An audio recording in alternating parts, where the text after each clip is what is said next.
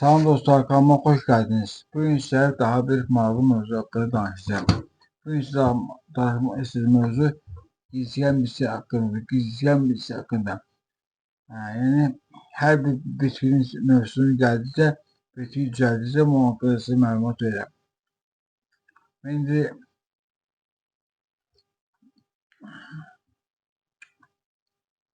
nə gizləyən mövsümüdür, gizləyən düzəlir, o arada sizə danışmaq istəyirəm. Bakı cəmaatı, yəni Bakı ətrafı gələndə buna gəzənəm. Nə yerdə hər bitkinin bir adı var, biz də buna gəzən deyirəm. Gizləyən haqqında çox qədim olmadan istinadidə bundan istifadə edilər. Bunun çox böyük əhəmiyyəti vardır, bu dərman bitkisidir. Bu arada iki məlumatı İbn Sina verdi. Ondan sonra Diaskəri və baxaraq da bu arada məlumat verirəm. Çox qədim olmadan insanlar bunun əhəmiyyətini bilirlər, bununla istifadə edirlər. Və gizləyən əsasən bundan istifadəyə anemiyadır. Gündə qazda var. Gizləyən yardımcısını istifadə etsin, ya da bunun müxtəlif qida hazırlamı var, ya kitab hazırlamı var, ondan sonrasına şişə hazırlamı var. Ya da ki, bunun indi nə qədər ki, təzə var, gizləyən yaşlıdır, bunun şişəsini istifadə edir. İndi yəni şişə çıxarmaq o eləcəsini deyil, çünki müxtəlif yəni mətbəxdə müxtəlif aparatlar var da, şişə çəkən var, blender var. Yəni bunun şişəsini istifadə edir. Bunun tərkibi əsasən C vitamini, bir də K vitamini, bir də xlorofil. K vitamini demək qan kəsici bir maddədir. C vitamini də məlumdur, ümumizdə möhkəmdir. Xlorofil də ki, həyat üçün çox faydalıdır. Yəni maddə maddəsinin təcrübəsi üçün və həyat faydalı üçün çox xlorofil əhəmiyyətlidir. Bir də onun tərkibində var sekretin. Sekretin nə edir? Sekretin ona görə ki,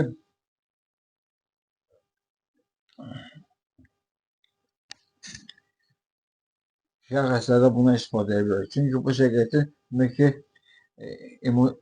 insülin ifrazatını artırır və qanda şişəyi azaldır. Ona görə də şişə xəstələrdə bu demək ki, gizləyəndən istifadə edir. Demək ki, bu əsasən bundan istifadə edir qan kəsici kimi, sonra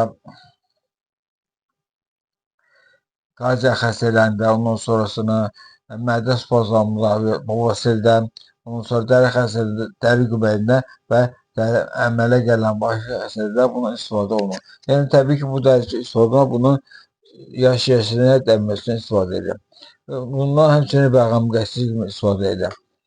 Və vərəndə cincəli də bundan istifadə olunur.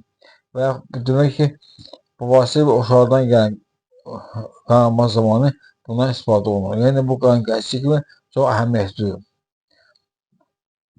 Və bundan həm qan kəsici kimi istifadə olunur, həm də anemiyada qarşısında bundan istifadə olunur.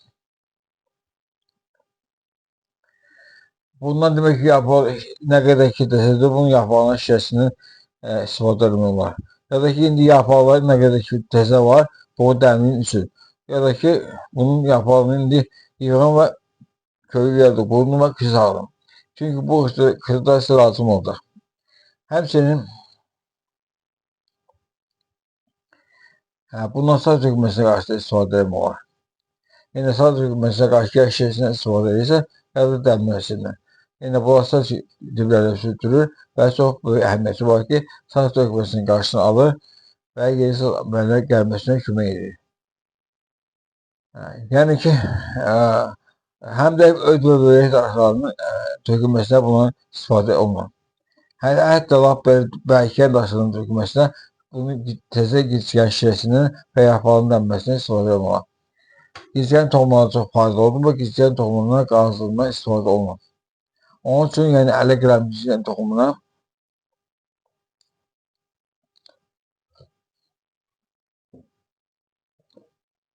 yarım kiloqram bal qatılır və bu hər səhər bir qaşığı yeməkdən qabaq yedir və bu qansızlığına qarşı çox faydalıdır. Həmçinin bu gizləyən toxumları onkolojik xəstəliklərdən profilaktikasında çox əhəmiyyətlidir. Yəni bunlar antioksidant kimi çox faydalıdır və gözəl təsir edir. Yəni bu qədər faydaları var gizləyənin. Yəni ki, həm qan artırıcıdır, həm qan keçirici, həm revmatizmdə, aterosklerozda, ondan sonra mədə-bağırsaq xəstəliyində, böyük daşında, öd daşında buna istifadə olunur.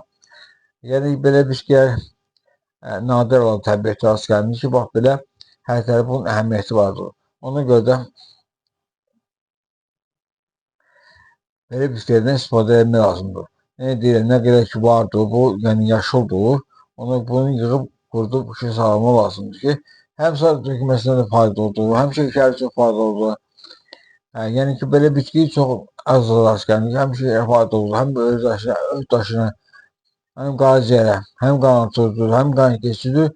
Yəni bu əhəmiyyətinə görə, bu faydalarına görə bundan istifadə etmək lazımdır. Yəni bunun haqqında mən çox danışa bilərəm, amma çox danışıb başınızı ağrıtmaq istəmirəm. Ona görə də mənə gəlir ki, bu qədər kifayətdir. Kim ki kanala abunə deyil, kanala abunə olun, bəyənin, paylaşın ki, daha çox adam faydalansın. Hələlik bu qədərlik. Gəlin görüşürə qədər.